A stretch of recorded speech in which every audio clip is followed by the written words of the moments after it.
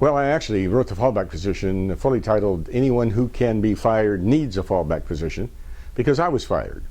But I had been prepared. I'd thought about it because I was in the profession of being a city manager, and councils change and mayors change, and they come in and some are on power trips and they want to get rid of you sometimes. And that's what happened to me. But I was prepared, so it wasn't a problem. But then I saw a number of my friends get fired, and they weren't prepared, and they were devastated. One guy was called one morning, and he'd been in his job for 22 years, and he and his wife had 5 years to retire, and they said, "You're gone." And he said, "What's wrong?" And they said, "Nothing was wrong. It's just time for a change after 22 years."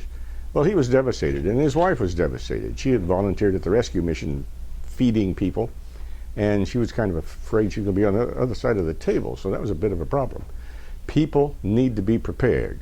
There are 300 million Indians, Chinese, and Russians who are highly educated, 300 million, and they want the U.S. jobs. So we have to be prepared to fight for those jobs, and you have to be prepared that you might lose the job, because you can't trust your CEOs anymore. They're out there flying a plane basically based on bonuses that they get if they increase the profits, and the best way to increase profits is to cut costs.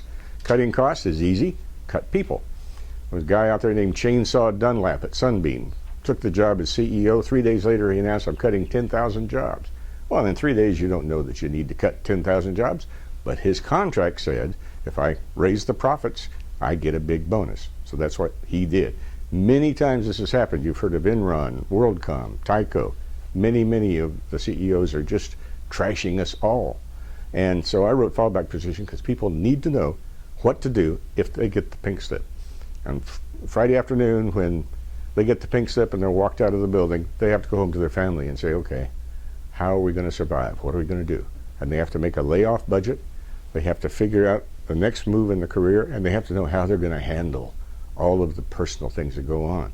Being fired, the psychologists say, is like a little death. You go through the 5 stages of grief: denial, anger, bargaining, until you get to acceptance. It's very difficult for people, very stressful. They need to be prepared. That's why I wrote the book. I think it has helped people.